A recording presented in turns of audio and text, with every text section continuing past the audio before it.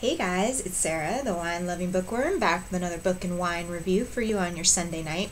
Okay, so the lighting in here is driving me crazy. I don't know if you can see that reflection of the friggin' computer in my glasses, but it's really driving me bonkers, and I can't figure out what to do about it. This is not my book nook. I need my book nook, so I'm gonna start working on that, hardcore, so I can get out of this room, because it's just not working for me. But, anyway, so tonight, let's start with the wine. I think you guys know I went to Maine for my 40th birthday, so I'm going to be doing this the whole time, because it's, so annoying. And we went to a winery up there called the Cellar. And I got this, I actually tried, a little bit of it up there, but just, a little taste, but I liked it, so let's see if I still like it today after I actually have a glass of it. It's Monti Mare. Something means, from the mountains to the sea, I think. And it's an American red wine. And I forget what they said. Oh, here it is. Savognies, I don't know how to say that. Syrah and Carmenere. So, let's give it a shot. Cheers. Oh yeah, it's really good. You can really, it's a slight bit sweeter and fruitier. I'm doing it again, sorry. Than maybe a Merlot or a Cabernet. It's kind of more like a Syrah. You can really taste that Syrah, and maybe that's that Savognies stuff, whatever. I'm saying that horribly, I know, sorry. Try it one more time. Yeah, it's pretty good. Go me. Alright, so let's talk about the book. I have a lot to say about this book. Alright, I read Jodi Picoult, House Rules. This book was written, or published, I guess, in 2010, so it's been around for a while. Some of y'all might have read it. It's pretty long. Excuse me.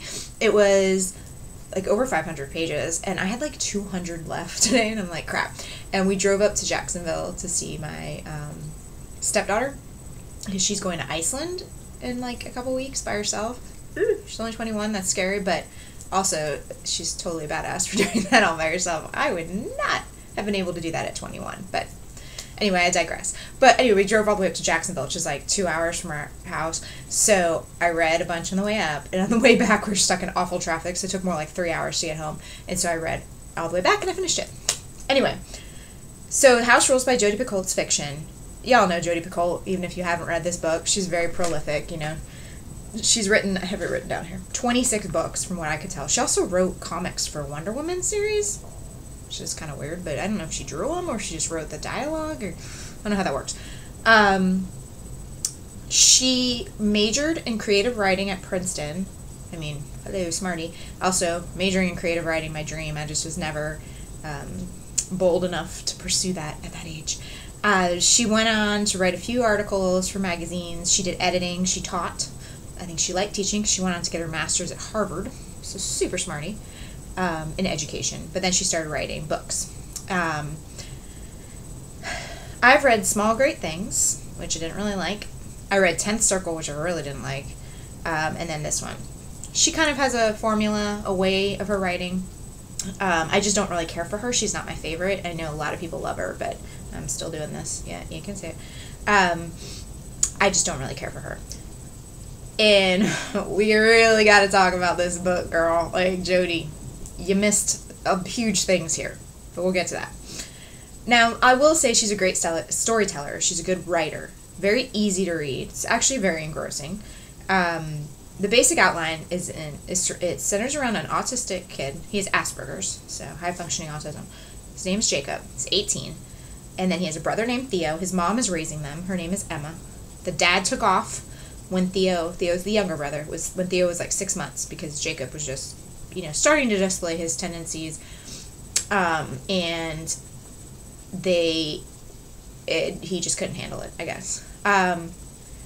Asperger's, yes, but it didn't really seem, he seemed to have a severe case of Asperger's. We're not talking about mild, little socially awkward. We're talking about meltdown if my shirt isn't yellow on a Monday Asperger's, So to me, that's kind of, maybe she's getting more traditional autism and Asperger's confused a little bit. I kind of felt like that. My husband is a speech therapist. He sees a lot of autistic kids, and he's like, meltdowns. It's just not very, it's not extraordinarily typical of Asperger's, from what I know. I am no expert. He seemed to be very severe, let's say. Anyway, he is the brother's, neurotypical, they call it. He doesn't have autism. Jacob is his name. He sees here's my first discrepancy, a woman named Jess, who is his social skills tutor. So she basically takes him places like, hey, look that person in the eye, shake their hand, don't do this, don't do that. But she's 20 and she's a college student. Okay. How is she qualified to, tutor, basically? Or, I don't know what you call it, like, give therapy, behavioral therapy, to a kid with Asperger's, who's 2 years younger than her? That, they never explained how she had that job or anything. That struck me as very odd. She dies, and basically they think it's Jacob that did it. I'm not going to go into the details. They think it's Jacob that did it, and so he goes on trial for her death, her murder. So that's the basic outline of the story, and it really focuses on the trial and things like that. It was a really good whodunit. I didn't figure it out. The ending was kind of like, in my opinion. It wasn't horrible, but it wasn't great. But I didn't see it coming. Also, Jacob, I should say, was like obsessed with crime scenes. That's his like obsession, forensics and crime scenes. And so that plays into it a lot, and that's kind of interesting. It's something I'm actually a little obsessed with too.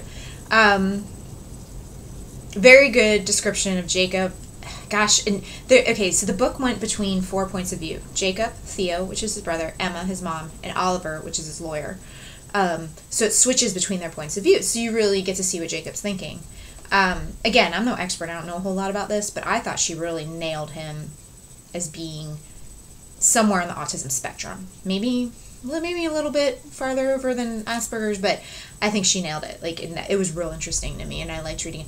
I love the literalness, that these kids and adults, I guess, display. Like, that he was learning how to swim, and he didn't want to learn how to swim, and then the swim instructor patted him. He's like, it's going to be a piece of cake. And he freaked because he thought they're going to make him eat underwater and he was going to drown. They take everything literally. So she had, like, interspersed throughout the book descriptions of murders, like Ted Bundy and stuff like that. Just, like, one-pagers, like, randomly put in the book, like, between chapters. Ooh, real weird. I didn't really understand. I love true crime. I'll get to that a little bit later and all that stuff, so that's interesting to me, but I didn't understand how that went along with the book. It wasn't like Jacob was writing it or thinking about it. It was just, like, randomly in there. Okay, so here's where we're going off, okay? First of all, she clearly, and when I say she, I mean Jodi Picoult, clearly believes vaccines cause autism. And she dropped hints throughout the book, and then at the very end, when the mom's testifying, she basically says it. Oh, I took my kid to get shots, and now he's autistic. I mean, I don't know where you stand on that. I personally do not believe vaccines cause autism. But I just thought, tell a story, don't be political. And she does get political in a lot of her books. If you want to write a book about autism, write a book about autism. But it's so detracted from what the story was about. It wasn't about how he got autism, They'd be like, she's waiting for a check from that pharmaceutical company, they joke, and it was just like, all right, I just didn't think it was necessary to the story, and it clearly showed, like, a political agenda, so I didn't like it. Okay, and then, this is the best. They talk about the dad, and the dad comes into the picture a little bit in the book, and she's like, oh, well, now I can, the mom's like, I can see that maybe that he has Asperger's, and they clearly make him out, too, because they do flashbacks when they're younger, as being kind of, like, awkward and literal, and, like, he has Asperger's, and so now you're telling me that vaccines cause autism, but also his dad has Asperger's. So the two things they don't go together, honey. Sorry.